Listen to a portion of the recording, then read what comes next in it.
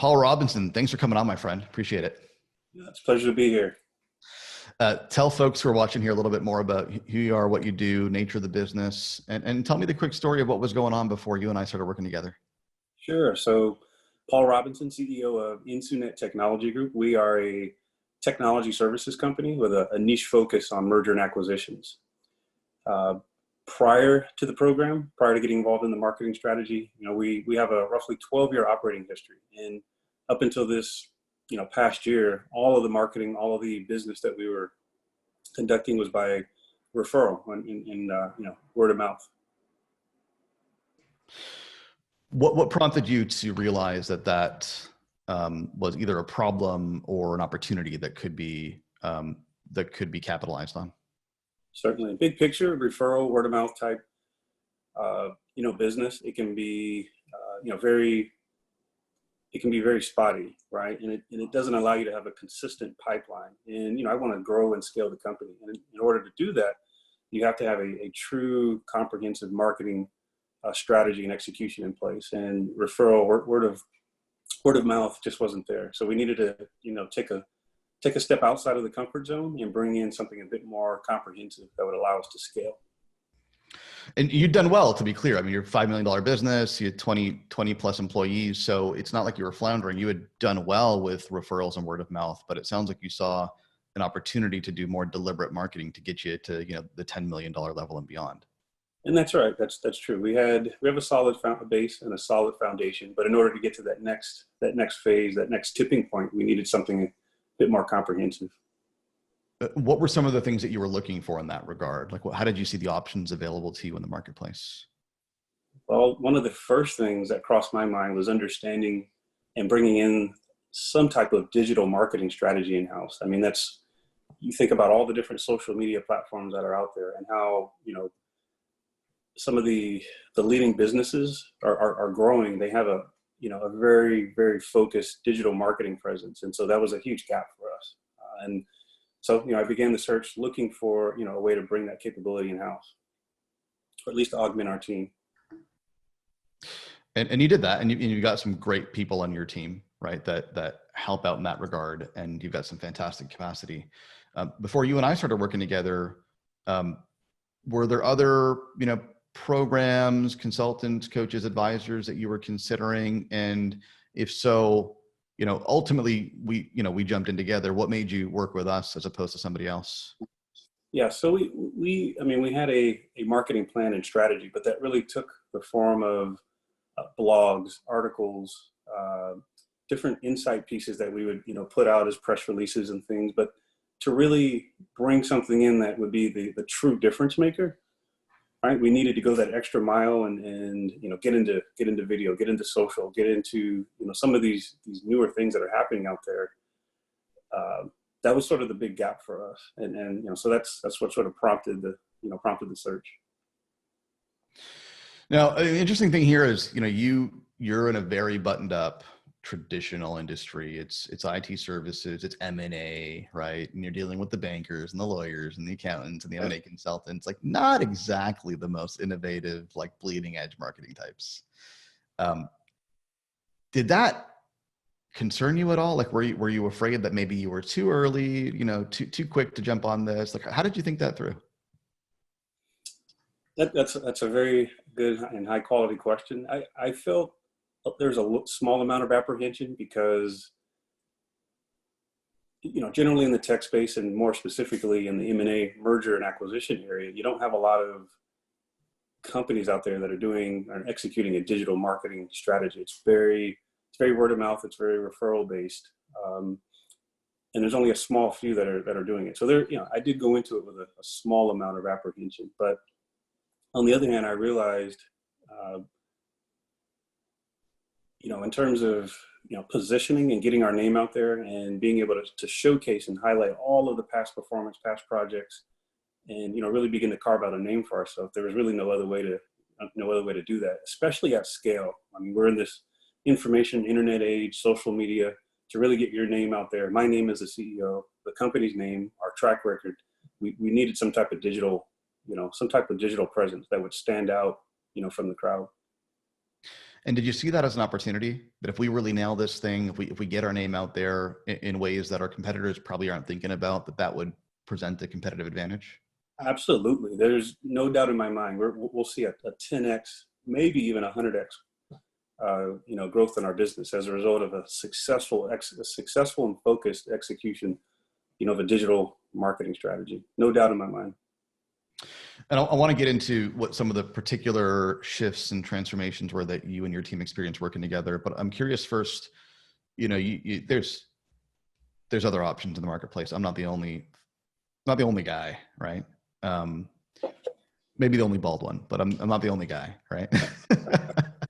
Why'd you work with us?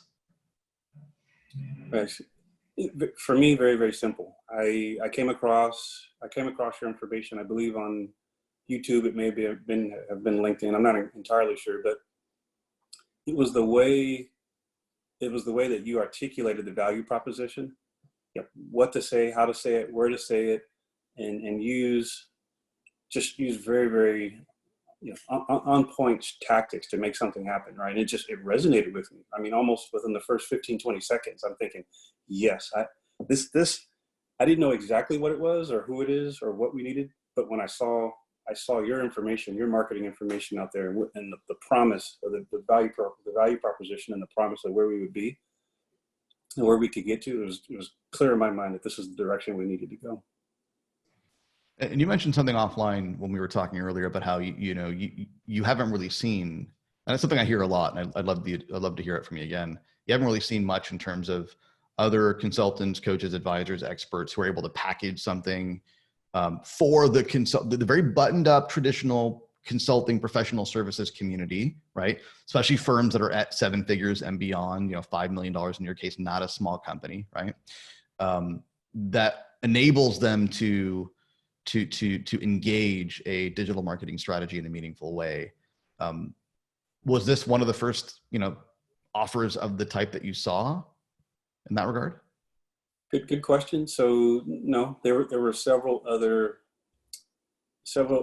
people and companies that we talked to. The only problem is that they only offered 1/3 of the actual package of what we needed, right? So it was sort of the situation where we had to bring in 4 or 5 other different parties and then unify something on our own and learn and iterate, compared to, and I came across your program. It's this full entire life cycle, from beginning.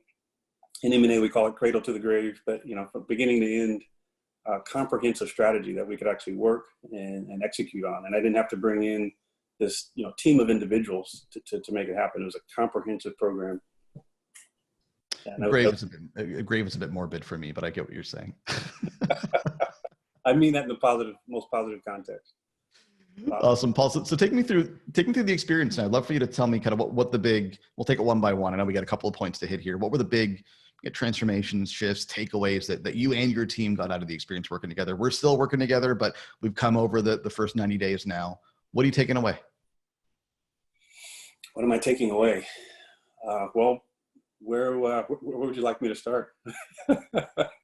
I mean, take me through the early days. Like, what was initially, what was the big shift that you experienced when we first jumped in?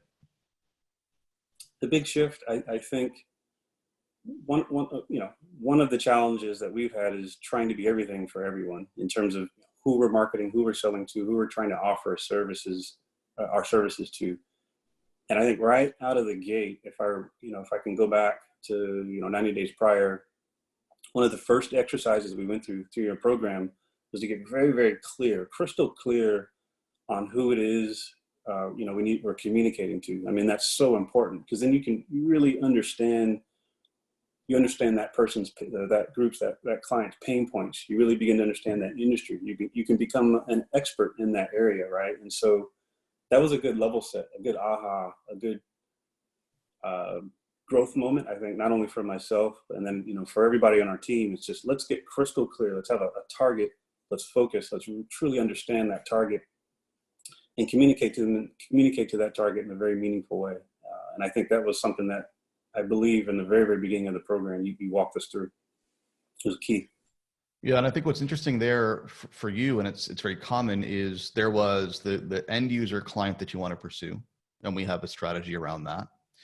But then what we also uncovered was that the referrals you've been getting up until now, you've got some, even before we worked together, you have some fantastic referral sources that are sending you fantastic opportunities.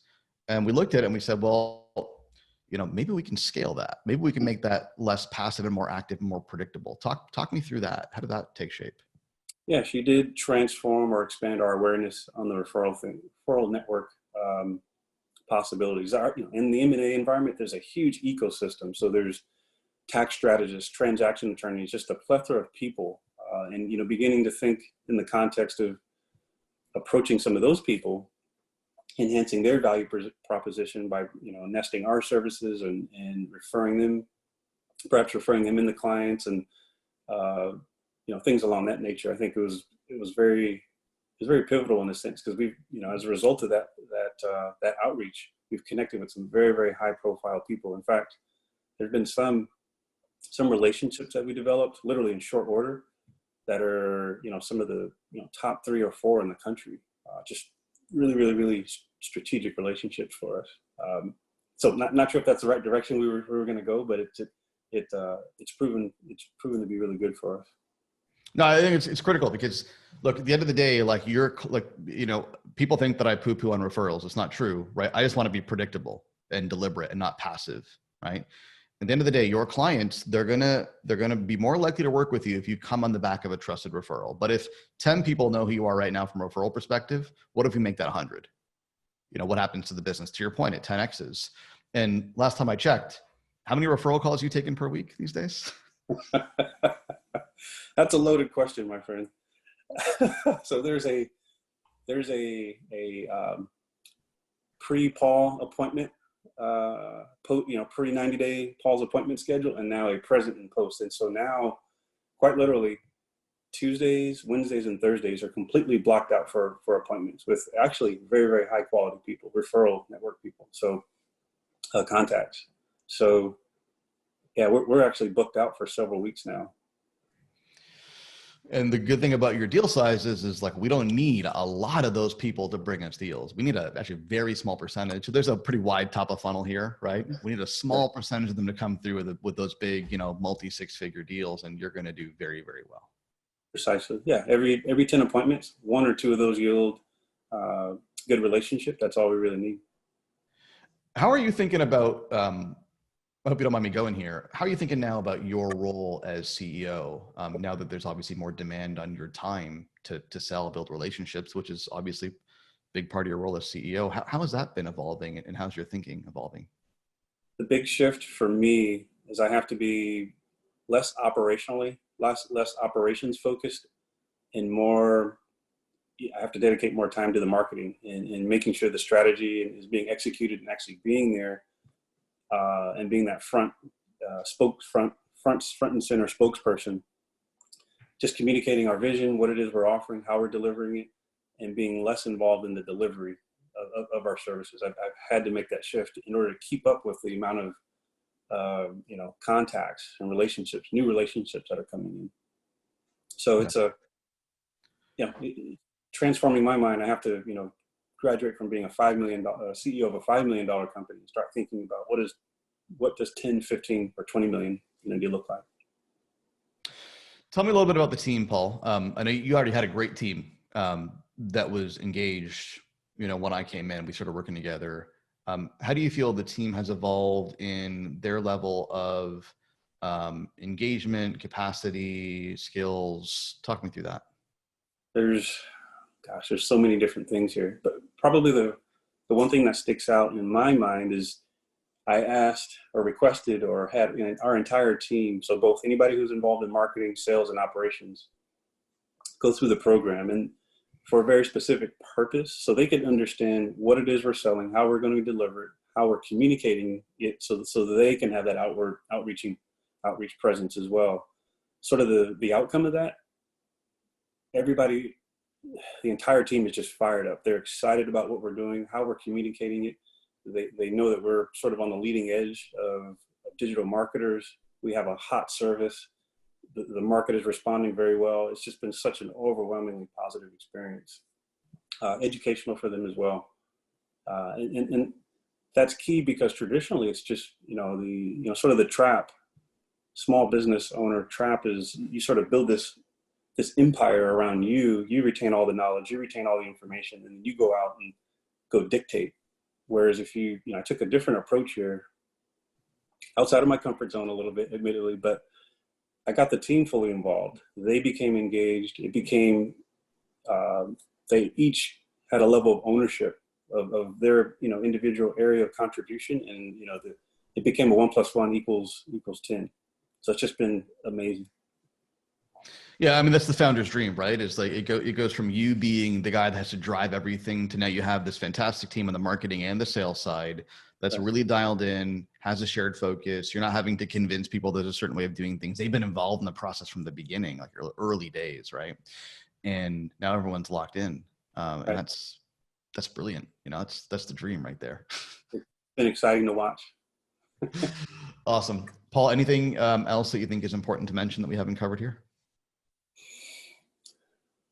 No, outside of the idea that, if you're a business owner looking for that next step in positioning and communicating to your target market, defining your target market, any of those different things, and especially if you want to get ahead of the general curve, because I believe what you're offering it's unique. And I think it's maybe 1, 2, 3 years ahead of its time. So if any of that makes sense to you as a business owner, you need to give Ahmed a call. I appreciate that. I mean, couple of quick things just to let you go here. One is I'm curious. I know you're $5 million. You want to get to 10 million and beyond. What's your level of confidence in your ability to do that now coming through this program? Well, having a predictable pipeline, right? That's key to getting to that next step. And so now I feel like I have optics and I have a lot more control over what's going to happen in the future. No one has a crystal ball, but before we were just sort of depending upon what came through the door. Now we can, in a very, very focused, concerted way, actually bring business in out of a pipeline. I mean, that's huge. That'll be, I mean, that's transformational. So there's a lot more certainty now that I have, thinking about our phasing and scaling plans that I didn't have before. Awesome. Paul, thanks so much for coming on. Appreciate it. Absolutely. Anytime. Would love to come chat anytime.